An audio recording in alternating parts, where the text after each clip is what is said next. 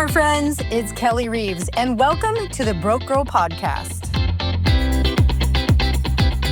Hey, everyone. Welcome to the Broke Girl Podcast. And just to let you know, the name of this podcast will soon be changing. And the reason being is because the original name, Broke Girl, is a spinoff from my book, From Broke to Unbreakable, The Broke Girl's Guide to Surviving and Thriving During Challenging Financial Times. And while that name is cute and catchy, it doesn't reflect where I want this podcast to go. So while we're still in the early stages and I am building an audience slowly but surely, I really wanted to change the name to reflect a podcast and a journey of inspiration, of overcoming challenges, of confidence, of empowerment. So the name will soon be revealed. But in the meantime, today it is my absolute honor to introduce you to a woman who discovered her life's calling and is using it to help women over 50 go through their own life challenges and changes and thrive. Her work and her life are going to help you find greater purpose and meaning in yours. Please help me welcome Maria Hartley. So I'm here with someone who's truly aligned with what I do with women over 50. Maria Hartley. She is a habit coach at Thrive and Outlive, and she helps women in their 50s create wellness routines and habits that reduce stress and increase their energy and give them more time to focus on what matters most so they can achieve their goals with confidence. So Maria, thank you so much for being here. And I really appreciate it when I reached out. Will you be on my podcast? Because, this is a fledgling podcast. I probably have 2 listeners, but you were willing to jump in. So let us know a little bit about your background, like where you came from, how this whole started. All right. Well, thank you very much for inviting me, first of all. I feel blessed, actually, if I get invited, because this is one of those moments when you feel like, oh, wow, somebody noticed what I'm doing. Yeah, I did. Yeah. And we all starting somewhere. So you're saying two listeners, that's fine. We all have to start somewhere, my story begins, I was born, right? Yay, thank God. But I was born not in Canada, not in US. I was born actually in Poland. And some of you probably are going like, yeah, I can tell because you have an accent. I never lost it. And being even in this country for the last almost 35 years, still with me. Okay. Yeah. So emigrated to Canada and growing up in different country, though, it's totally different thing than it is here. It was such a clash of everything because I had to learn resilience when I was over there, just because, first of all, the country was run totally different. So let's just mention that. Like here. But like totally different idea. And then I also lost my father at age of 11. Oh, my goodness. So sorry. Right. And that was a traumatic event. Yes. But you know what? Back in the day, when I'm looking back on it, nobody was really paying attention to kids, what they go through, and what kind of trauma they are actually experiencing. Yes. It was more about, what are we going to do now? So my mother being left now as a single mom, never remarried actually, dedicated her life totally to me, but she was struggling because of the situation in our country as well. So, I learned appreciation and gratitude right off the bat, because there were definitely things that here we go, necessities, and they were not guaranteed. Right. They were not guaranteed. So it taught me a lot. Now, leaving the country, it took me a couple of years to adjust and find my purpose. That was back when I was 20. So all of us have to find a purpose in all of our ages. Yeah. So back when I was 20, I decided, okay, you know what? I'm in the new country. I'm learning language. That was a first one. Then I decided, I can follow my dream. So my dream was to work in a specific field, which was veterinary field. And I decided that, I can at least somewhat get my dream over here. Right. I didn't aim at going to the veterinary school. That was not reachable. Right. Absolutely not reachable in my situation. But at least I could kind of start in that field. And eventually I ended up being a vet tech and working as a manager actually of the whole clinic. So it was an awesome career for about 20 years. And, you know, all the careers which we pick, I would say, they at some point they have this little bit of a downfall. Mine was huge. Unfortunately, in this industry, if you're not working for somebody who is practicing ethically, you might end up with a mega breakdown. So that's what unfortunately hit me.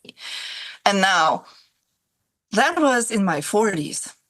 So that's when the whole thing came in of like, okay, so now I'm divorced. I'm a single mom. I have a breakdown because of my work. I can't work in my field anymore. Now what? Yeah. Right? So it can happen in your 40s, it can happen in your 50s, in your 60s, and you're suddenly like literally sitting on the ground and literally going, yes, like, oh my gosh, right? Yes. My world just totally shattered, right? And this is also when later on it came to me kind of like, life is a puzzle. It's like this jigsaw puzzle. And we have all those pieces which we are putting together throughout our lifetime. And we think about this picture, which is our dream, right? The life which we absolutely dream about. And that's the picture which we're trying to put together. Right. Now, when you have events like that, so it could be exactly like for some people, it's having children. For some people, it's moving. For some people, it could be losing somebody like a loved one, right? It could be a divorce. It could be a breakdown. Right. And when this happens, when you're looking at your puzzle piece and it's nicely on the mat, so you can roll it, at some point and put it away and then unroll it. And that mat is like somebody took it away and just shook everything up and all the pieces are floating. Yes. So what do you do? What do you do to actually put it back together, to get the control back? Because now you have zero control over your puzzle. Yes. You lost. The puzzle is in shambles. And you're going, okay, what am I going to do now? So I know that there are probably different ways of looking at it, but I always think about it as, you know what, when your life is shaken like that, you need to go back to the basics. Now, what are the basics? Well, we can go mindfulness, you can start meditating, you can start doing all those things, but a lot of times you're not ready for that. Right. For me, in any time when I had any type of an event happening, it was going back to basics as to going back to habits. Right. Leaning heavy, like seriously heavy leaning on habits that I know that are serving me and that are going to pull me out and let me finally find those pieces and put it together again. Yeah. So this is what I explain to also my clients that, whatever happens in their life, exactly, we just have to look at it. Okay, where are your pieces? Right. Where did they go? They are still there. Yeah. And your dream is still there. But a lot of times it's just, like it's just in shambles, sitting somewhere. It's not on the mat, it's on the floor and it's everywhere. So now we just need to pick up those pieces. And literally, I find habits are a marvelous thing because once you establish that and once you start going like little by little, one step at a time, you find yourself suddenly, realizing that, wow, you know what? I found that piece and I found this piece. And it's starting to kind of get together and you find the mat, first of all. Yeah. And you start putting stuff down. And that was me. That was me. Every single time something happened to me, any trauma, I don't remember when my father passed away, if I had that as well, but I already had sort of solid, I would say, habits just because that's how I was raised. Right. So you did make your bed no matter what. Yeah, that was me. Right? One of those habits. And people are Right. thinking that it's such a silly habit of, why bother? Yeah. And to me, that is something that already starts my day on a good note because I'm already like, okay, this looks good. Right. Right? At Yes. least it's somewhat good. I don't care if my dog is going to jump on it and mess it up. Well, I love that you let your dog jump on your bed. Yeah. You can't prevent it. It's a 80 something pound dog and just Yeah. goes. Well, Anyway, and later on, you prepared also for your night, right? Like, yeah. I like to come to my bed and see my bed actually done Yeah. versus having it messy, and I just don't feel good about it. Yeah. So that's me. So one of those little silly habits, I would say, and a lot of people will say, "Oh, it's just making a bed," but when you start doing it every single day, when you stack other things with it and work on your habits, and eventually you kind of do things like this because your brain power can go somewhere else, because that's what habits are a lot about. It gives you a possibility of doing certain things eventually without thinking about them. So your brain power can go in a different direction and can actually be focused on something else. Yeah. And that's what it is. So here we go. So I was basically like after 40 when I started reinventing the Right. wheel Yeah. of my life. Yeah. And it took me a while. It took me a while to come to this place where I am right now. Mhm. I do have to say it wasn't like a straight road. Yeah. Like, yeah, Never is. cruising. No, there is no cruising here. Yeah. It was seriously bumpy. And, I tried different things. Hmm. I tried this, I tried that, I tried that, like eventually what you also find, I think, is you find what you're good at. Yes. And getting older, if we may say, being in the 50s, Yeah. hitting that is one of the greatest things that can happen to us. Why? Because first of all, our brain is way smarter. Yeah. We can do things different way. We can adjust things different way, and we also see certain things different way. So for me, actually, being in my 20s, like anybody else, I think we are just like so ignorant. Yeah, but we think we know everything. And Oh my goodness, we think that we know everything. Yeah. Believe me, I And I have have those at home. I have a 18-year-old niece, and it's kind of like, and I'm like, I was that way when I was that age. But I kind of want to go back because it was interesting. So I co-founded a nonprofit animal rescue. So I myself had a breakdown because of all this stuff when I was, let's see, in my late 40s. Because of all the stuff I dealt with in animal rescue. So it seems like and I'm like, gosh, you were saying that. I was like, I wish I knew you then. I started seeing a therapist and working working on myself. But when you see that level of trauma and abuse, and they call it compassion fatigue in the nonprofit space, and it was probably similar to what you saw. But yeah, when you go through that, and I found it as almost a gift because it created a huge shift in my life to for many reasons. But then when I turned 50, I ended up stepping away from the rescue because I knew that my heart couldn't take it anymore. And then going back to making your bed, there's actually a great book called Make Your Bed. I don't know if you've read it, by William McRaven. And when you were saying that, I was like, it is such an important habit to do something so simple, and how it really kind of changes the whole kind of trajectory of your day. So I'd love to dive deeper in that, because I think habit forming gets so difficult for people because they're stuck in current habits. And there's almost like a hesitation habit. Like you hesitate to create this new habit because you're so comfortable in your old habits?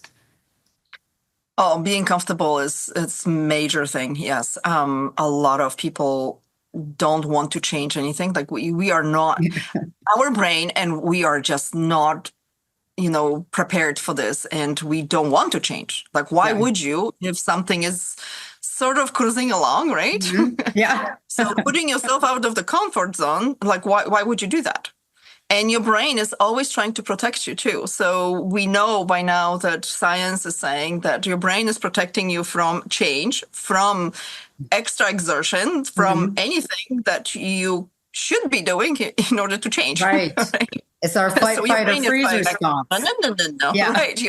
Your brain is like, no, we're not touching that. We're not Yeah. doing that. This is not good. And it will try to convince you.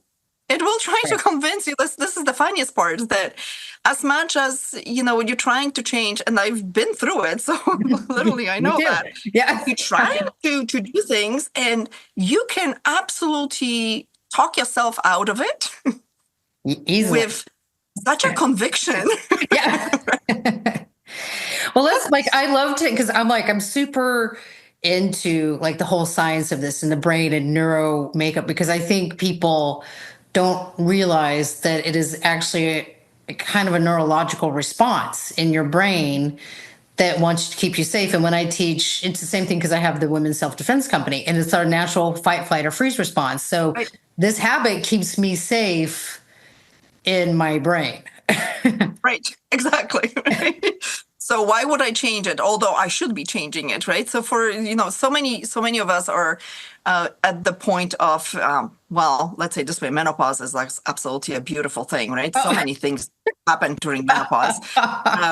So menopause is one of those when the mat is just taken away, Right. and your puzzles, what puzzles? Right. Um, so I went through really hard menopause time. I Mm. honestly, I never thought that it's going to hit me that hard. Hmm. But again, my habits went out the window. Right. So the first thing that I've noticed, you're trying to figure it out. Okay, how am I going to exercise? And it's a big Right. thing, because they say right now, they tell you, okay, you should be heavy lifting, you should be exercising, you Yeah. should have mobility, well, you should, but the you should is not happening, Should is a because like, terrible word. yeah, right. But a lot of times, like what I found actually watching sometimes reels or stories for some women who are saying, "Oh, I'm in the middle of a menopause and I'm doing this," and I'm like, "Good fucking you," Yeah. because Yeah. I was in absolute agony. I was in pain. I could not, like, for me, getting out of bed a lot of times was a huge deal, Mm. right? Mm. Brushing your hair, never mind brushing your teeth. It's like Right. every single thing was a problem. Oh gosh. Okay. So you can tell yourself, oh, just change the narrative and just, flip it on its head, and Right. be grateful that you have a toothpaste to brush your teeth. Right. You can tell yourself all those things. Yeah. At the end of the day, you get up and you go, oh my goodness, I'm hurting everywhere. There's not even a chance I'm going to do any type of exercise. My exercise is getting out of bed and brushing my hair. Right. How far are we going to go today? Right. So how did you, because that's like, and I know, and thankfully I didn't have that terrible of a menopause, but I've had my moments for sure where I'm Right. like, okay, I'm having menopause. And for me, it kind of manifested in like night sweats and hot flashes, We'll have and those. Yeah. yeah, and fatigue and brain fog and irritability. So, Uh-huh. um, but I've never been like you, or it seemed like you were just like getting out of bed was even a chore. So, how did you? So, and one that affects your mind because, as Mm. women especially, at one point we were young and virile and we were, well, not me, I wasn't a mom, but when you were the mom and you were needed and you had kids, and now it's all shifting. And especially, it's not just the physical shift, it's the mental and emotional shift, and also the professional shift. I mean, I see ageism in the workplace, especially like women who are still like career women in their 50s, and maybe they're going for another job, but it's almost like you're put out to pasture. And so, how did you overcome such incredible pain and difficulty from not just a physical perspective, but a mental and emotional perspective?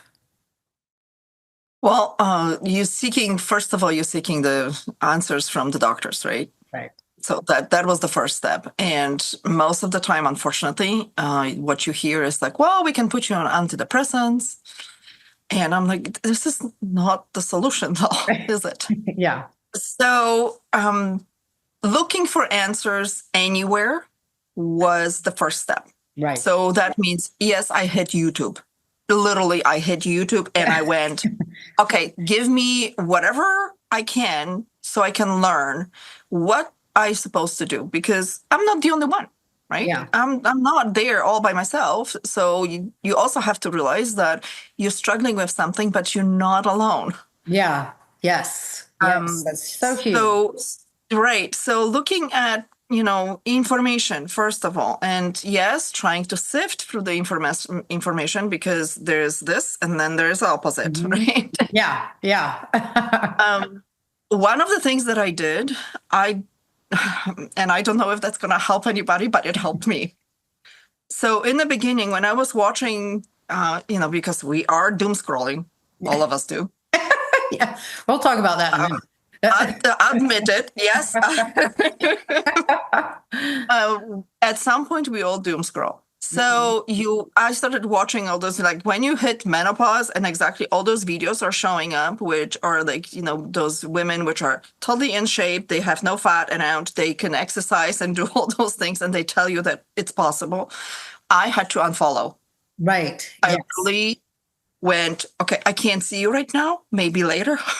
Yeah. Right now, I cannot be watching somebody who is so energetic and so happy when they come through the menopause when I'm crying here, right? Yeah. Like, I'm losing my mind and you're wanting me to do push-ups. Right. Right. So I'm like, no, that's not happening. Let's just get rid of it. Right. So this is also going back to basics. So part of the going back to basics was also getting rid of all the negativity, which was kind of around me. And, that means everybody. And that meant, first of all, social media. Like, I have to say, we all attached to social media. Doesn't matter on what platform you are on. Yep. We are all attached to it. So the first thing that I had to do is literally sit down and go, okay, I need to work with my mind and get myself into a better space. So in order to do that, I cannot have negative around me, because that's just putting me down. Yeah. Even more. Like, what? I don't have enough. Right. Right. So that was the first cleaning up, like literally cleaning up my social media and getting rid of everybody who was there to just put me down. Right. Sorry, whoever got deleted. Sorry, not right. So they'll get over it. And then guarding yourself from negativity from people around you. Yes. Yeah. Well, that's really hard, because so I kind of did something similar with my social media, because, and especially, and I'm assuming it's the same in Canada, but here in the US, it's so politically driven. And it was constant, and people arguing and negative posts and whatever. And so I decided, and actually a friend of mine did this, and I kind of took her idea and stole it, is she started snoozing. She's like, I don't care whether I agree with you or not, I'm snoozing you for 30 days.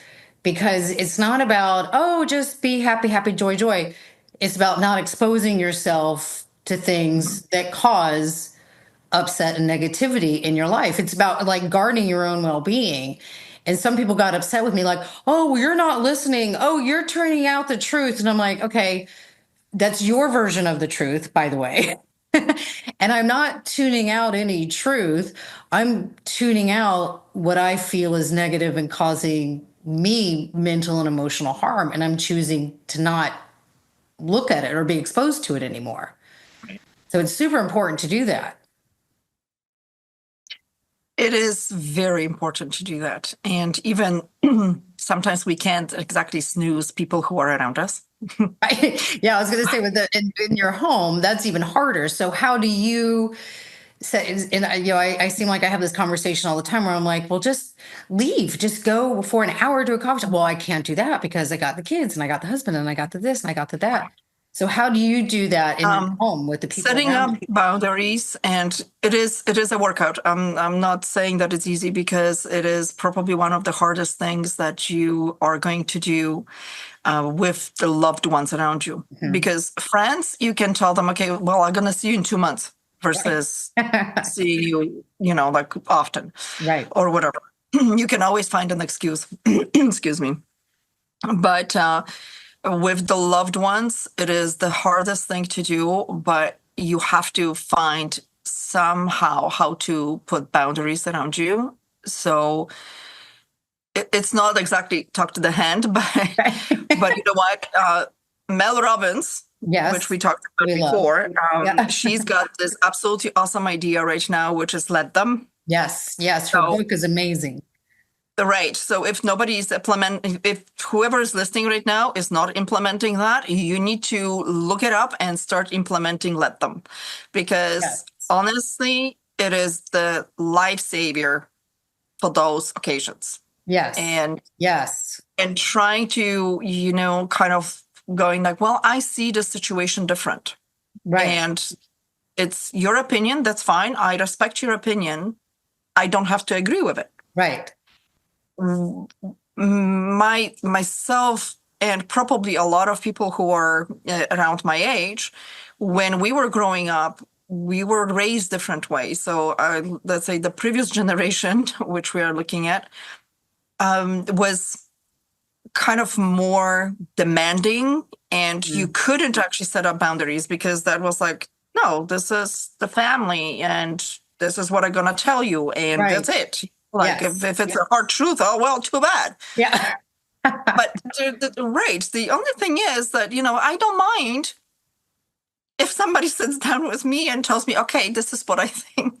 But the problem with that is that there is a time and there's a place. And sometimes people, like that generation specifically, unfortunately, has a tendency of saying things when it's, I would say, almost inappropriate, Right. right? Because you going through your stuff and they will tell you, things that are actually putting you off. Right.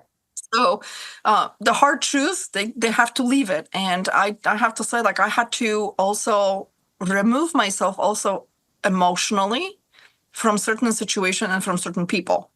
Yes. It was absolutely killing me, let's say this way, because those are people who are very close to me. Mm-hmm. And yet I had to be basically stoic. Like, okay, I understand you Mm-hmm. there. This is your situation. This Right. is my situation. And I'm just going to let you deal with that while I'm exactly dealing with my own. Yes. It is another thing that we have to learn. Yes. It's not given. Our brain is not like going like, oh yay, No, emotions are hard. And Yes. I was going through a lot of situations with my mom where the whole family got involved at some point, and it was just one of those moments that almost causes trauma. It Yes. caused trauma to some other people as well because of what was happening. But I mean, I had to remove myself Yeah. before I got destroyed. Yeah. So this is what we need to learn, that whatever is really taking your emotions to the next level and you don't know what to do, we need to find how to remove ourselves and how to become basically exactly so stoic that we can just look at the situation like we are aside from it. Yeah. And it's not easy. I'm not going to say it as it's easy because it isn't, but it is necessary. It is absolutely necessary to survive, It basically, to is, survive. yeah, and it's and I like every time like I'm hearing you talk, I'm like, oh, there's this, like so there's the Little Book of Stoicism, which is Mhm. another great book that I've written and written. I wish I wrote it, that I read. So, I'd be a multimillionaire by now, but anyway, no, it's a great book, and but it's true because and when you go back to let them, and it's funny because like I was telling you, and like when we were talking before, I was listening to Mel's podcast with Jay Shetty, and they even brought that up because he was saying, we we judge, how do you say? He's like, we judge ourselves by our intentions, but we Mhm. judge others by their actions. And so and he was talking about having those hard conversations, like when, because Mel even said, like, okay, I would get upset and I'd go into a restaurant and see all my friends hanging out and I wasn't invited. And so she was immediately jumping to the conclusions of their actions as opposed to their intentions. But he said, it's those conversations that you have with people where you have to say, hey, this happened. Mhm. I don't like it. But then it's like, then they're on the receiving end of you saying, I don't like that. And then you're going to have to deal with that response. And, mentally strong people can go, okay, well, thank you for explaining that or telling me that. But some people don't. And those are the ones where you have to be like, okay, I'm never going to break through that barrier of where I am versus where you are. So I'm just going to have to cut it off, basically, for your own well being. Yes, you do have to keep in mind the other person. Yeah. Absolutely, because their mental capacity, like you said, might not be even close to what you can endure. Right. So it's not about breaking somebody, right? Right. That's not the intention here, that we don't want to break somebody by saying things or pointing out things. But again, if I'm gonna go Yeah. back to that generation, Yeah. there is no barrier. Right. Yeah. Yeah. And it's kind of But like going this is back. the point when we have to learn, right? Yeah. Yeah. Well, and it's also like what you were saying earlier about, the videos of, the women in menopause and they're all in shape and they're super skinny. And I see this all the time in Facebook advertising, like somebody talking about menopause, but she's like 25. I'm like, what do you know about menopause? So it's kind of about in your work and what you do is meeting people where they are, and they may not be that skinny workout who happens to be whatever 55, 60, because they're not meeting you where you are. So you had to get rid of them to find people who could, like, you could go, okay, I identify with you. Mhm. Yes, and most of my clients are not skinny mini. Yeah. Not saying that they are, in the opposite shape, but Right. we all working on it. Let's say this Right. way. Yeah. Oh, to be politically correct here. Right. It's just that we all working on it. Right. And we come from the place where exactly like it was really hard for us, and maybe even if you were maybe didn't gain a lot of weight, because some of us gained quite a bit, but if you Mhm. didn't gain a lot of weight, you're struggling with keeping up because now your body is totally different, Yeah. right? Yes. And we have to put, geez, we have to put a lot of effort. Yeah. In my 20s, let's say this way, like, I don't know, probably most of us were like that. In my 20s, if I stopped eating certain thing, like I could cut sugar, let's say for a week, and I would lose weight. Hmm. Yeah. Right now, I cut sugar for a month and I don't see a scale moving. So there you Right. go. Yeah. You Welcome to know, so menopause. so that's yeah. Welcome to the menopause. Welcome to the totally different. But Yeah. as much as we can complain about that, on the other hand, I absolutely love this period of my life, just because. Okay, so maybe my body doesn't look exactly like I I would love it to look. But on the other hand, I'm looking at everything else happening and how much I developed and how much I grew within the last few years and how much I know, and my knowledge is like, whoa, you Yeah. know, Yeah. triple faults and then some. Yeah. So being in that space and looking at like the best thing that ever happened to me was self-development. Hmm. And I got exposed to it years back when the first time was actually quite a long time ago. And I went with my current husband. We went to a session where there were different speakers, and one of them was absolutely an amazing speaker, which we started following. And that's how basically our self-development started. Right. And that was Les Brown. Oh gosh. Amazing. Like one of You got epic. the creme de la creme on that one. Right. So, but that was my start. So that was a Hmm. great start, I'll Yeah. say. Yes, I love him. But back then we didn't have YouTube, Yeah. at least not that I remember when I actually saw him on stage. We didn't have podcasts, like that was not available. Yeah. So that also right now, if somebody is telling me like I can't find information, I can't grow, I can't look it up, I can't figure it out, the information about something, I'm like, please, it's called Google and it's called YouTube. Yeah. Thank you. Right? I have students that I mentor at college. I haven't mentored it there in a year, but they're in the School of Entrepreneurship at UCI, which is University of California in Irvine, top school. And I mentor them in business, and they're like, "How do you do this? How do you do this?" I'm like, "You go up on Google." How do you not know this? Like, What generation are you? I go Right? to the library and to the Dewey Decimal System and like physically look things up with piles of books. You can type in one word and boom, there you go. So figure it out. And you got pages and pages of information. Yes. So exactly, like there's no excuse. Right. There's no, literally right now, there's no excuse for somebody Right. to say, I can't find the information. I don't know how to do this. Right. So how do Honestly. you, with your clients, so kind of going back to the habits, because that's a core part of what you Mhm. teach. When you talk about habits and changing habits, and people are like, oh, I can't change that habit, or I can't do this. Like, how do you guide them to just starting to believe, like, oh, okay, maybe I can cut out these foods as a habit, or maybe I can start making my bed as a habit, or maybe I can start walking for 30 minutes as a habit, or maybe I can learn how to use Google as a habit. But then that's a bad habit. You start to It could become a bad habit, yeah. yes. It's same like with the chat GPT right now. Like it could be Right. actually a bad habit using it all the time.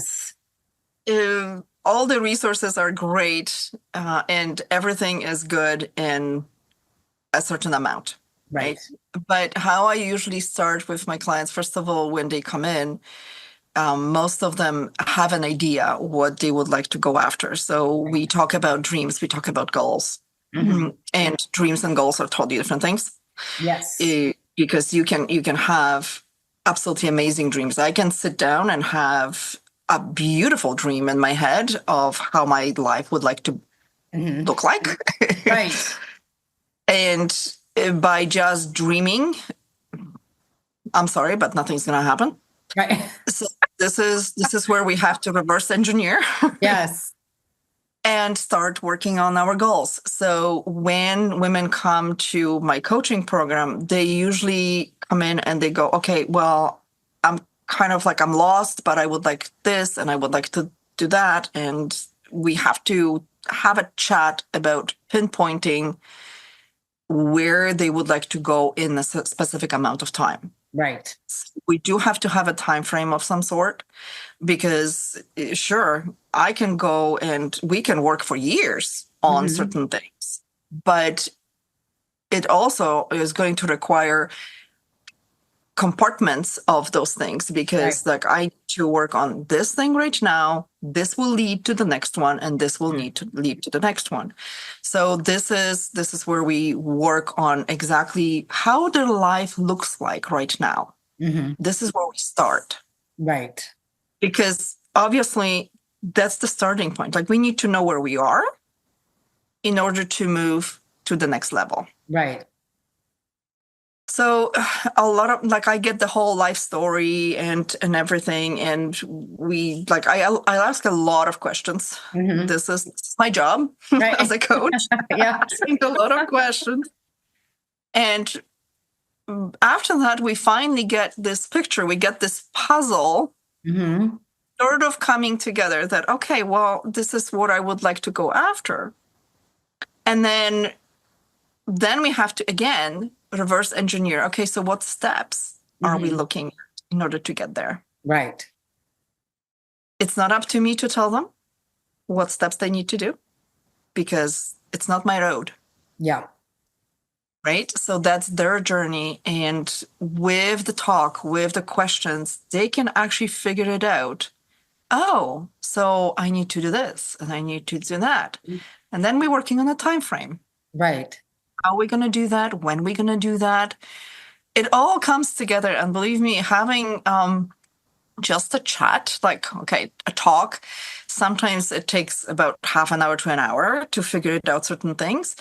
But eventually they sit down and go like, wow, I didn't know that about myself. And suddenly I have this road in front of me that I can actually follow. I have a plan. So they leave with a plan to follow. And then it's just a question of a follow-up, of checking in, of, you know, and working maybe on defining certain things. Yeah. Right. How do you, so when, you know, you're over 50, you have a lot of different experiences. And this is kind of maybe going back to the basics of, you know, how do you help your clients maybe tap into their past experience? Because every part of yours, I mean, like for me, like I had a PR agency for 20 years, and then I started a floral company of all things. And then I have the rescue. and then, you know, I started the women's self-defense company, and now I'm kind of putting it all together in a different way. It's not like I'm teaching it all at once, but I'm leveraging all that past experience into what I do today. So how do you kind of, and that's kind of going back to the basics, like where am I starting from, but where have I been too? Like there's that, I was here and now I'm here, and there's this whole gap in between of lessons and experiences to tap into.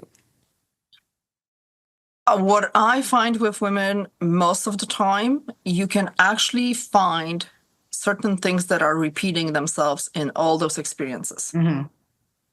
So we are all good at something. Right. And we're also bad at something. Right. I can't draw. Well, you know, if you're going to keep on saying that, you're never going to draw, right? Right. But I have no desire to anyway. So, right. You know, See, stick figure, I'm a genius at. But that's also another thing. What is actually your desire? What is something that you are willing to really go after? Right. So the previous experiences are showing us what we were good at, what we absolutely sucked at, and what maybe we would like to continue with, and what we should be abandoning. Right. Because it just doesn't sit, right? Like lots of us, you know, end up in jobs at some point which were kind of like, okay, well, I do my job well, but I absolutely hate it. Right. So that's a common thing, actually. And, you know, but having those skills, that means that there's something that you're doing right and you're doing well. Right. Now, if you start looking at all the other experiences, is that a thing that is also showing up again? Right. So for me, it was, for example, for me, like my own personal experience was customer service. Being in the customer service, ending up in there, not necessarily right away, but eventually ending up, actually, it brought my personality out. It brought a lot of different skills out. And I was like, I'm actually good at it. Yeah. So then doing other jobs, going totally to different fields, turns out that that was still a skill which was following me. Right. And The thing is, I actually enjoyed it. Yes. So that's the part, right? Right. Like when you're looking at your experiences, what you did throughout life, and how you talk to people, and anything like the whole life, you will find that there are certain things that you can pick out and go, I actually like that, Right. and I'm good at it. Right. So we can grab on to that part and continue with it, because that's where the part also of finding yourself and finding your purpose and all that comes in. You need to find also what you're good at, because if you would like to find your purpose, there's different ways of doing it. But one of the things I would say is exactly finding what you're good at, what is the skill, and what you are enjoying doing, because you can put that into your purpose. So I wanted to like purpose. So purpose, I think anymore has become such a big word for many people. Mm-hmm. And they get this, oh, I got to find my purpose. I got to discover my purpose. I can't do it until I find my Yeah. purpose. And and I think the word purpose is getting bandied about so much to where people are now thinking they have to have this big like moment in life Right. and boom, there's your purpose. And it's not that at all. I always, when I'm looking at it, what that reminds me of is, remember when we had any type of pageant, and all those pretty ladies, which were like in their 19s, 20s, or whatever, when they were asked what they would like to achieve in the future life or whatever, it was like world peace. Yeah. That Right. purpose reminds me of that world peace Right. idea. So no, it doesn't have to be that lofty by Yes. any means. And, a lot of us are, like you said, like, oh my goodness, because we talk about it and it's out there and so many people are talking about it, women are getting shy, and they are getting, like their confidence is going down, because suddenly Right. it's like, oh, but I don't have a purpose. Right. Especially in your 50s. Like, I should know this by now. I should have it figured I out. should know, right? And I changed so many jobs, and I raised my Yeah. kids, and now the kids are in university. My purpose is gone. And, Yeah. like, what am I going to do now? Wow. Yeah. Well, yeah. Okay. Well, let's just sit down and unpack this, because this is just, it's so easy, Right. actually. I think it's so easy, because, like exactly, instead of thinking big, start thinking small. Mm-hmm. There's also an absolutely awesome exercise, which I found in one of the books, and it was Dean Graziosi's book. Oh, I love Dean. Right. I love Dean too. And he wrote a book. Geez. Do I have it here? Yeah. Is it his 7 layers Because deep I have exercise? two: Millionaires Habits, Millionaires Success. Oh, yes. Millionaire. Yes. Right. So in that book, he actually is talking about a specific system to find your purpose. And I find that one was just nice and easy to go through. It's easier when you go with somebody and somebody is asking you questions. Is it the 7 layers deep? There's 7 layers. Yes. Exactly. The 7 layers. Because yes. Such a great exercise. It is absolutely an awesome exercise. So if anybody needs to look it up. Yeah. I'll put it in the show notes so people can. So it's Millionaire Success Habits by Dean Graziosi. Okay. Yes. I don't get any money out of recommending this book, but I think the exercise in there is really, really good. And it is the 7 layers. So that gets you to really uncovering what is your purpose, instead of just thinking, oh, I want to be a good wife, or I want to be a good mother, or I would like to have a house. And, sometimes we are very like on the surface with our things. But if you find that, your purpose is, helping others in the hospital by volunteering there, that could be a purpose. Like it doesn't mean, being Mother Teresa here, but I mean, hey, if you have a calling, go ahead. But I mean, sometimes it's just those little things, and somebody can appreciate. And I always think also about it as, if I can help one person, my work is done as well. I love that. Because at least that one person benefited from, you know, being around me, being with me, Right. and, you know, my own vibe and my energy. Yes. So great. So I think, you know, some people will say, well, I just want to be a grandmother. And let's say But you that could be have, your I don't, purpose. Like, and it could be your purpose. I just want to be a great grandmother, or not a Right. great grandmother, but an awesome grandmother. So, Right. or maybe you do want to So, be a great grandmother and see your right. So you just grandkids. have to you need to ask yourself a question. Also like, okay, so what does that mean to me? Right. Because just saying that, you know, I want to be that particular person, okay, why? And Mhm. kind of like, okay, what does that mean? Because, you know, you can be a great mother or a grandmother, but what does that mean to you? Is it Mhm. just, you know, spoiling the kids to death Mhm. and just giving them whatever you can? Candy. Or is it Yeah. actually on a deeper level? Hopefully Yeah. it's on a deeper level. Um, right. Yeah.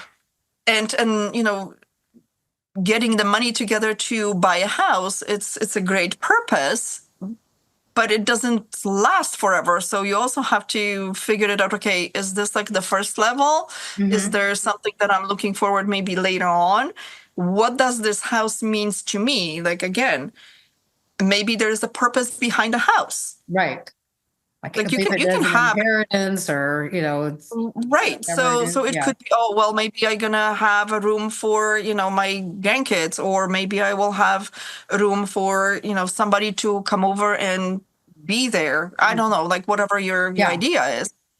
But I mean, finding a purpose, the exercise is absolutely, I think, something crucial that Yeah. anybody should be doing, because Yes. that goes deep down into those needs which you think that are your purpose. Yeah. I did that. And so I have worked not directly with Dean, but done his courses and read his books. And and then I heard about this, I immediately did it. And I still do it to this day. Like sometimes, because you need to revisit. Absolutely. It's not always static. But I think, like, going back to people, if they have a job that they hate, how do they find purpose in that job? Because, like, you in customer service, that's one job I personally couldn't do, because I don't have the tolerance for people complaining all the time. So, but you have that that gift where someone has a problem, you're providing them a solution, but you also have the personality because you thoroughly enjoy that. So whether you're working for somebody, working for yourself, but I actually heard the story about the worst job in America is people who clean hospitals, like hospital janitors. It was rated one of the worst jobs. Because if you think about it, they're cleaning up after sick people, and they're constantly, but the worst they said is because we're cleaning up after somebody dies. And they did this survey on the hospital. Some people said, oh, well, I'm just a hospital janitor. Other people said they were healers, because if you have a nice, clean hospital environment, you can heal more quickly. It's kind of like going back to the making your bed. Like, cleanliness creates a certain mentality. Your family wants to be there to visit you. So it's funny how some saw a purpose even in the worst job in America, and some hated it.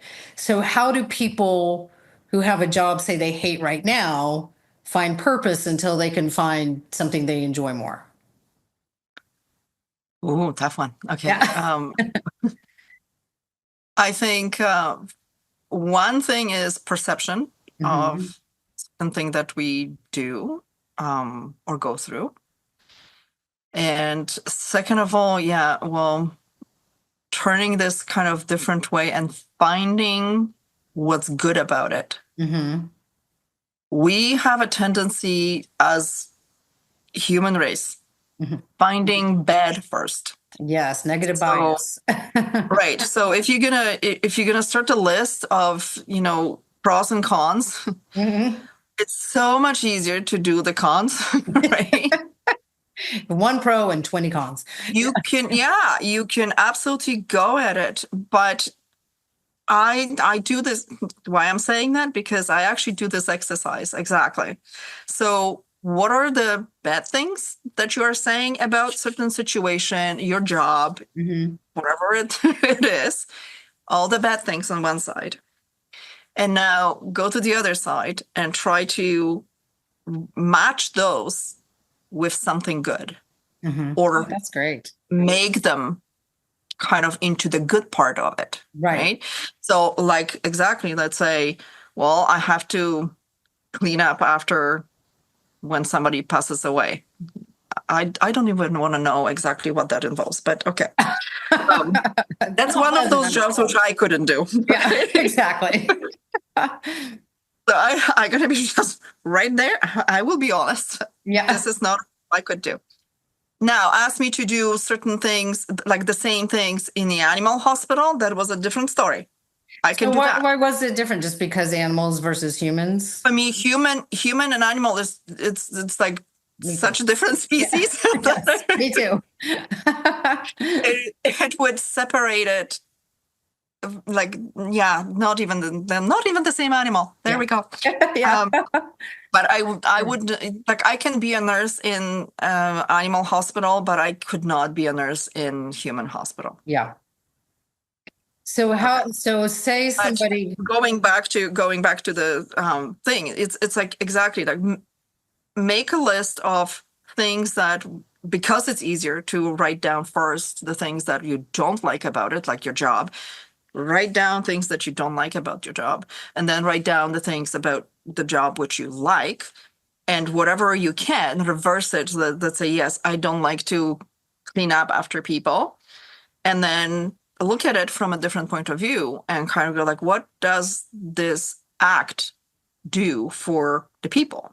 mhm, So this is how you get those healers because right, they looking at it from totally different perspective, right. right? Their perspective is not I have to clean up and it's smelly and it's ugly and this Mhm. is like not a pretty picture whatsoever. They don't look at it that way. They look at it as I get to help somebody who passed away and to pass maybe in a nice environment. Somebody exactly can come and visit those people without being turned off. Mhm. It- Looking at your scenario totally different, it changes. And yes, it is a workout. It's one of those that, you have to repeat and repeat and Yes. repeat because Yeah. yes, you might hate your job so badly that maybe it's time for change. Yeah. Well, and you think about it, it's like, if you wake up every morning and you're spending 9 hours at your job and you're like, I'm going to this job, I'm Mhm. spending 9 hours at, and I'm miserable. I Right. mean, life is way too short to think of every single day you're going to be miserable. So, how can you leverage that time? So, say, I hate my job, I hate my boss, but what can I learn in this time? So, so you can, another way to say, how do I turn this into a learning opportunity to maybe build some skills so I can go to the next job Mhm. that I like better or something? So, or Absolutely. how do I turn this into a Use learning it. Use it opportunity? to your advantage, right? Yeah. Totally use it to your advantage at Yeah. this point. Because it shouldn't be all for naught that you hate it and that's it. And then you die and, that's depressing. So, No, I think when you're looking at our parents, they were in the category of like, you start somewhere and you're there for 40 years, you commit, and it doesn't matter you like it or you don't like it, you just right. stick with it. And then you retire, it doesn't matter if you like it or not. Yeah. Yeah. Right now, we can't even think about, retirement at 65. Like Right. Yes. why? Why? Yeah. On the other hand, and not to mention a lot of us can't even Yeah. because when you're looking at the possibilities of a regular job, which is giving you nothing at the end of 65 years, Hmm. you can't even live after that. Yeah. So we are forced to work longer. That's one thing. Second of all, our lifespan is becoming longer. Right.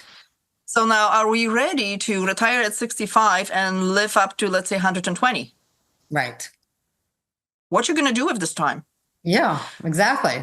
Right? Because That's a I'm great looking point. at it as, right. So previously, let's say if somebody was in 70, 75, not to be bad at this, but I mean, honest opinion was that you were looking at that person and almost waiting for them to die. Right. Like, gosh, Now, you're 30, you're old. Yeah. right? You're ancient. 40 was totally old. Yeah. Uh, Yeah, if and you now made it it's to 40 in 40 the is the 18th next, century. Yeah. right. So first it was 40 is your next 30. Now 50 is your next 30. Yeah. But It'll be but this 80 is is the the next way. 30. But this is the way we go. Right. Like our capabilities, our health, the sciences and everything else is going so much forward that we can't be expected to pass at, let's say, 75. Right.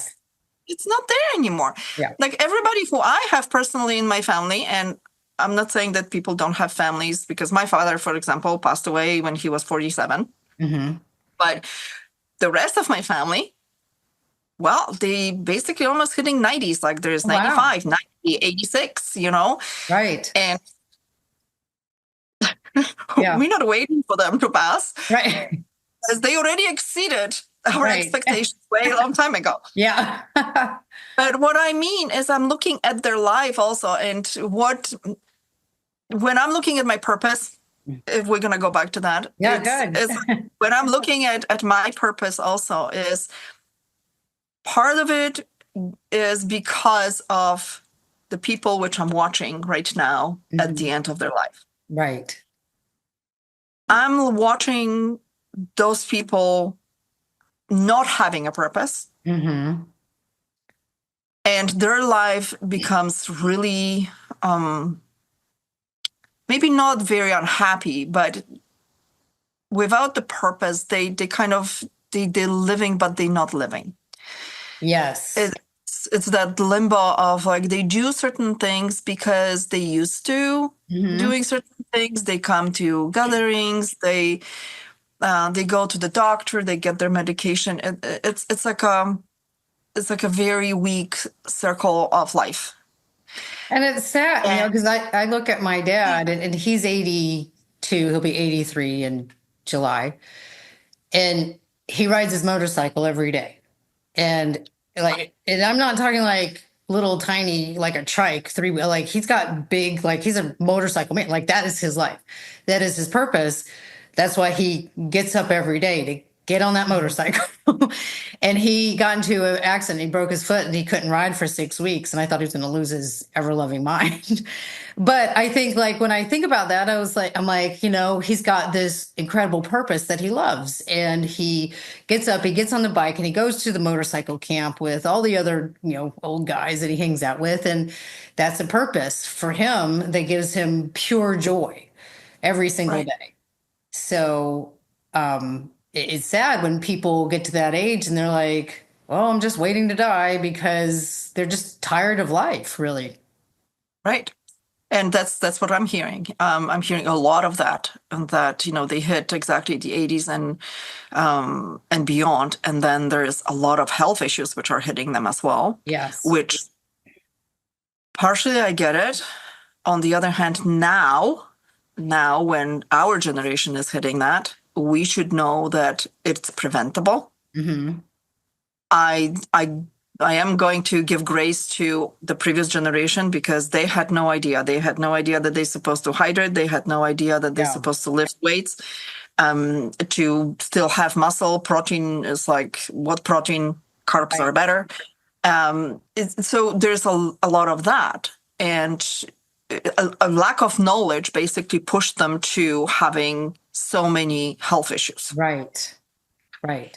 We have the knowledge. Right. So, and possibilities, and it's just moving forward. This is not where we only stopping, we are moving forward fast. So this is why we can look at our lifespan of, let's say, how about 120 years? Right. And it's also Well, mentality, like, personal growth and mhm, self-development wasn't really a thing in that generation. So when you no. try to talk to them about, mindset and this and that, they're like, ah, yeah, like, Only whatever. so many heard about Jim Rohn, right? Yeah. So, Yeah. So they're like, I didn't, I don't, what do you mean mindset? I'm fine. I don't have any limiting beliefs. What are you talking about? I'm like, okay, whatever. So, but because we are so familiar now with how our mental and emotional side has such an incredible effect on our physical side. And this is why I love the teachings of Joe Dispenza, because he talks about, like, he breaks it down in science of how stress in your brain and that it creates the proteins, and the proteins, create the this and the that. And it's really fascinating, like, oh my God, and this is what, the pharmaceutical companies don't want you to hear. So, so, but in, like, my dad's generations and your, parents, like, that wasn't even a thing. They wouldn't even have thought about it. And that's why I think so many people, with aging parents were like, I'm trying to get my, ill dad or ill mom to consider, but no, no, no, I'm only going to listen to the doctor. And the doctor may not be right. oh, believe me, this is a daily struggle. I had so many talks that my mouth is dry by now with my mom and with my in-laws. This is just one Yeah. one point when sometimes you actually give up Hmm. because you go, okay, well, you don't want to listen, you don't want to actually look up the information. Like, forget listening to me. Like, Right. don't do that. Yeah. Like, Yeah. let's me as a person, as somebody who cares, because why we do this, why we have talks, because we care. Hmm. But it's more, I like they looking at us like, okay, well, you don't care, you're just telling me what to do. Like, Right. no, No, that's I not do what I want care. to do. I just want you to ask a little bit longer. Right. Uh, It's and a trust factor of mentality. Like they would trust their doctor, their mhm, traditional doctor, before, say, they would trust Dr. Joe Dispenza and his right. teachings. But that's And how they were brought up, yeah. right? They were brought up in the era where steady job was the thing, and the Hmm. doctor with credentials definitely had more pull than naturopath, Right. right? So we can't. It's impossible almost to change their mind right now because it's been implemented so much in there Right. that literally there is only a small percentage, I think, which looks at other possibilities and exactly maybe looking up information and asking the doctor, question the doctor. Wow, Yeah. that's a concept, Yeah. Yeah. Imagine right? that. Imagine that. Imagine questioning doctor and the diagnosis. Yeah. Um, so, well, unfortunately, that's the generation. But what we can do is look at it, and that's what I'm doing. I'm looking at it. I'm going, okay, what can I learn from this? Hmm. What can I learn, and what can I teach maybe somebody else? And what can I leave? Not like this, legacy and all that, because that's a big word again, Hmm. overused, I think, as well. Yeah. Oh, yeah. But Generational wealth and all that. yeah. Yeah. There's so many words like gratitude recently is also very much overused, and habits are overused, by the way. There's a lot of people are talking about habits, and I'm like, you have no idea what you're talking about. But Yeah. okay. Um, Yeah. that's Well, it is true. And I think we see it in coaching, especially when we have this younger generation coming up in coaching, mm, where, and I did a post about this today about how, they got their life experiences from Google. And so, but now they're trying to teach somebody, how do you create these new habits? And I'm like, ouch. okay, Yeah. kid, well, your habit has been like social media and technology, whatever. I grew up with different habits and upbringing. Obviously, I was born in 1972 and grew up in the 70s and 80s, and it was a whole different time. Mm, And So, but I like what you do, where you're like, let's like the puzzle has fallen apart. Kind of taking it away because we know like some older generation, they're like they're steadfast, their habits are not going to change, and that's not your I like your that's not your ideal customer. But there are people, and I would say women, especially in their 50s and 60s, like I think we are becoming younger in a way that because we are exposed to new information and we're open to it. So maybe like the 80s, 90s and above, aren't going to be open to it. But like, I started this journey, I want to say 10 years ago when I read the book You Are a Badass by Jen Sincero. And I was like, yeah, I can do all this stuff. And that kind of took me down the rabbit hole of personal development. And it carried into my 50s. So, but I think women in their 50s and 60s, especially, are starting to see a different picture and be more open to realizing that life isn't over because of menopause, but they're still kind of at that transition phase of, okay, I know there's something more I can do, and I hate to use the big word purpose, but there's something more I can do, something I've never done, something I've always wanted to do. So how do you, but the pieces have fallen apart, the puzzle's fallen apart. How do you how do you help them discover like what's piece number one? What's piece number two? What's piece number three? Mm. Well, that again, we're going back to basics, Right. and we are definitely talking about exactly what were the experiences before. Right. And literally, like, you have to write it down what kind of experiences you had before in order to figure it out. Where are you, and what what's going on here? Like, why am I lost, and which part of all this experience which I had can I just abandon, and what I need to carry forward? Mm-hmm. And then we go piece by piece. Like, again, we literally reverse engineer the whole thing. Mm-hmm. It is a process. It is a Yes. process. For some, it's a little bit more complicated than for others. Mm-hmm. And it all depends on experiences as well. Now, I do have to say that there are sometimes events in your life that when I come in, I actually tell the person, okay, you need to go and see a specialist first and then come Mm-hmm. back to me. Yeah. Because certain healing has to happen first. Right. I'm not here to do that. I'm Right. not qualified to be a therapist. Right. So a lot of times we have to have this discussion, like in our first session, let's say, and there are a lot of issues which could potentially come out. Right.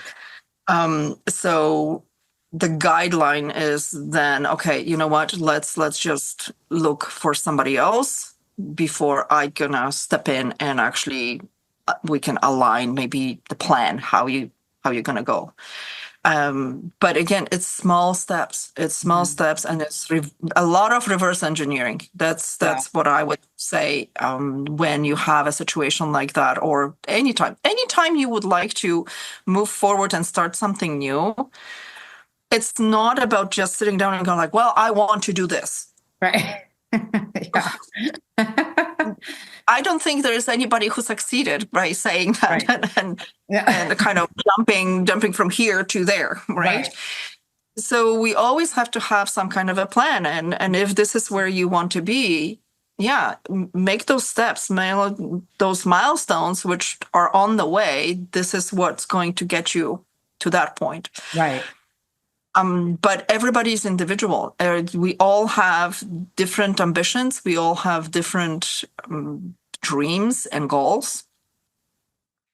So it is very mapped out to a specific person. Right. And I I love don't that. have a client which is the same with another client. Yeah. Never. And that's, kind of it's never a one size fits all approach. So when I had my breakdown, like I needed to see a therapist because there was a lot of other stuff that was going on well before all the trauma of animal rescue and seeing abused, neglected, abandoned animal like every single day and what happens. And that kind of got, because it's like peeling back an onion. But it was great, scary. And I did EMDR therapy, which is what they use a lot with, combat veterans with PTSD. And if you've been, but I like to look back and you said gratitude gets bandied about a lot and it does like, oh, just be grateful. It's like, like, yeah. Yes, I'm rolling my eyes here because Yeah. Like, yes, you can be grateful, but it's got to be, going back to Dean Graziosi, why are you grateful for this? Like, you can be grateful for the things you have, but what if you didn't have it? Would you be grateful? And like, and it's kind of the taking things for granted. And there's a bigger part of gratitude. Like, for example, my mom, she passed away very suddenly, very unexpectedly in August. We got the call from the police. They found her deceased in the home. And it's that phone call I can't make every day. And so I found a different level of gratitude towards the people who are currently in my life now, because then I know, well, what would it be? I kind of froze. I hope I can. Oh, here I am. But, but I was like, what would it be like if they were gone? And having gratitude at that level, as opposed to like, oh, I'm just grateful, like, like they kind of make it make it sound, like so woo woo and airy fairy. Oh, I this is actually I'm doing a challenge right now for my group, and one of the pieces was the gratitude. Yeah. Oh, So I do the gratitude journal, all right? I love gratitude journals.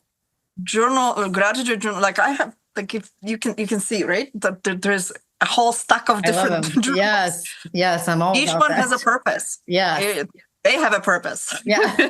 Yes. So I introduced actually gratitude journal a few years back, and in the beginning, like you kind of going like, oh, okay, whatever the media is saying, and I started to go deeper into it exactly because of the habits. I started to go into the habit of gratitude and doing all those things and really going deep on the gratitude level. So I did one of the courses at that point, and it was about gratitude. And I had a lady who was around 70 who sent me a message afterwards, and she's like, I never thought that, listening to you and doing the exercises is going to change my life. Wow. Amazing. And we're talking about 70, right? Yeah. Here. So Yeah. the things which were happening in her life, if you would look at her life like just raw view, you would go like, oh my God, like really, what else is going to happen to this woman? Right. Yeah. Yeah. So many times when she was sending me messages and she was saying this and this and this, I'm like, oh my, like, What else? next? What else? Right? The only thing that was keeping her going was the gratitude journal. Oh, wow. And she's still keeping up the practice. Wow. Amazing. With more stuff which happened in her life, and a lot of people would give up. They would be mad. They would be angry at the life and You're like a angry victim. at people. Oh, you could go totally different direction on this. Yeah. And in the meantime, because of the gratitude journal, she said, that's the only thing that keeps me going. And I can see things that are better in my life than whatever is happening. Wow.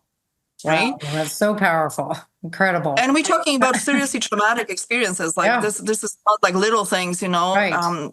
It was some huge stuff. She basically lost everybody in her family. Yeah. So, like, oh my goodness, right? Yeah. And in the meantime, the gratitude, but she learned how to do the gratitude. It wasn't, we started very simple. Like, yes, I always go and, be thankful. I don't say grateful, but thankful for, let's say, the cup of water which you have today, right? When you're in a situation, let's say, where you don't have a clean water, when you don't have a possibility of maybe drinking a glass of water every day, Hmm. this will become a gratitude. Yes. Because if somebody is going to hand you a clean glass of water, you are going to cherish this. Right. You will be grateful for it. Yes. Because we have it on a daily basis, Hmm. we can't say that we are grateful unless you're seriously going to sit down and go almost to the prayer point of Right. like, I have a glass of water, right? Right. Then I can say you're grateful for it. But other than that, you're just thankful for having clean water today. Right. Gratitude is on a totally different level. As Right. you know, it goes deeper. Right. It gets you to a totally different emotional state. Yes. So I would say starting is with thankfulness. And that's how I start with my groups. I start with being thankful because if you don't have a practice implemented yet, you don't know. You don't know the Right. difference, you don't feel the difference. Like how you even describe this. Like, okay, well, I got this. Yeah. Well, so be thankful that you got up this morning, Right. right? Yes. I love this Simple. because like it's like and we tend to take the everyday things for granted. Like Absolutely. and so it'd be like, oh, I'm grateful for a cup of water. Well, you get a cup of water every day. Be grateful. And again, and we keep going back to this, like, why are you grateful? Well, I'm grateful that I have clean water because, I have easy access and I don't have to walk like my friend who lives here now, but she used to live in Uganda and they used to Mm. have to go to the well to get water. And so, and it was Right. always, Which was questionable in right. Yeah. And quality, so, right? yeah. So, and it's kind of like what I said, like, the grateful is when you realize what life would be without it. Thankful is you're thankful it's there. That's kind of how I'm interpreting it. So, but Yes. I love that, when you said she was in her 70s, kind of going slightly to a different topic of, it's never too late to start over, to heal, to find your purpose, quote unquote, as we say, and not a big gigantic. Maybe we found a purpose in gardening, like I did. Like that's why I started the floral company because I like doing flower arrangements, and I was like, oh, I didn't know I like this. Okay, I'm going to turn a company, and then I closed it because I was like, oh, I don't want a business. I like it as a hobby. But my purpose in doing flower arrangements now is I get to give them to friends, and flowers make people happy, and I got to bring happiness into their life. So that's a little tiny purpose that has nothing to do with this big, oh, I'm a podcaster entrepreneur person, you know. you know but it's never too late. And so how do you help people kind of shift that mindset, or it's like, oh, I've already been through all this terrible stuff and too much has happened and blah blah. How do you like get them into the mindset that no, it's not too late and you can start to evolve and change even at 70 years old or plus? Well, partially it's exactly gratitude. Right. Like Yeah. literally this going back to basics, right? Yeah. So going back to basics is partially, well, if you can't discover what's going on and like exactly you mad at everything, Right. well, go back because most of most Right. of the time people are, you know this doesn't work, that doesn't work, I don't have that, like we can list all those things. Right.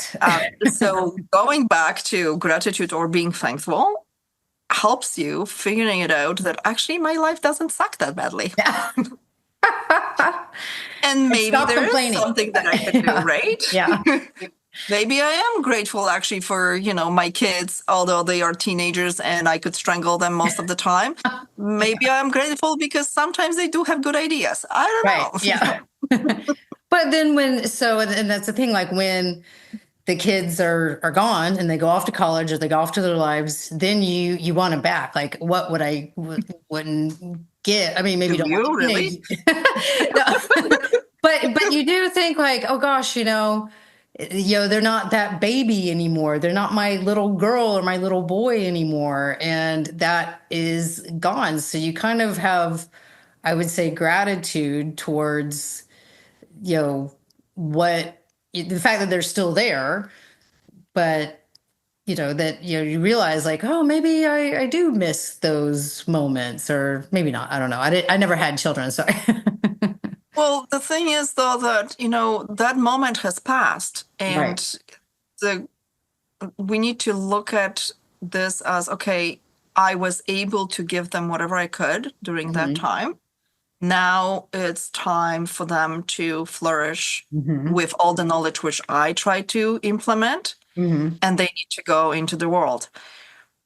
So I'm always on the point of we not raising our children for ourselves. Right.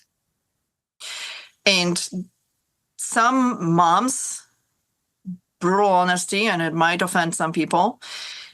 Some moms might think, oh, but like I want my kids to be around me all the time and I want them to come back to me. And, I can't imagine living without my children. Hmm.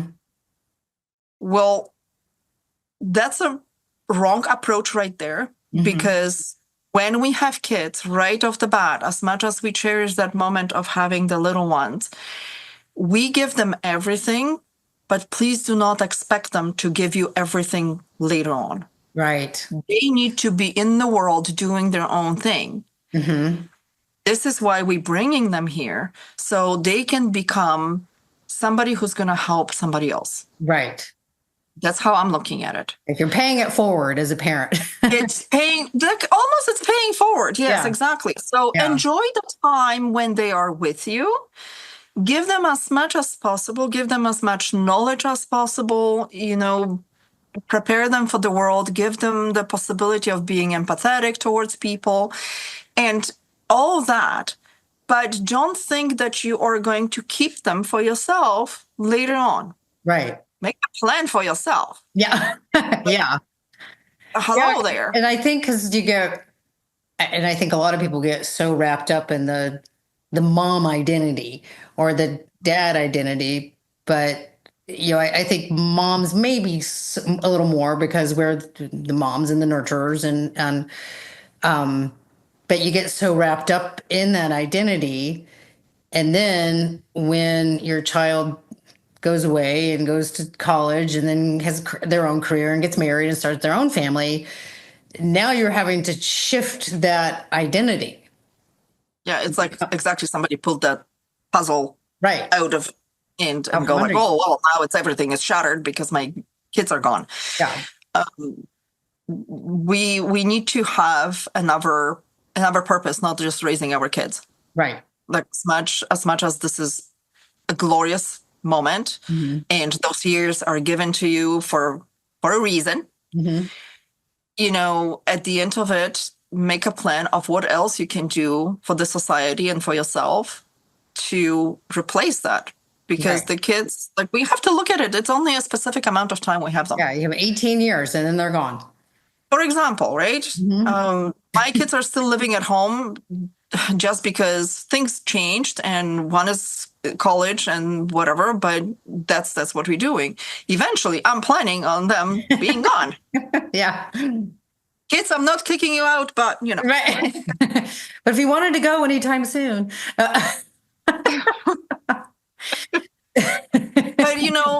I come from a different background. Like my mom, I don't know if it was because I was a late child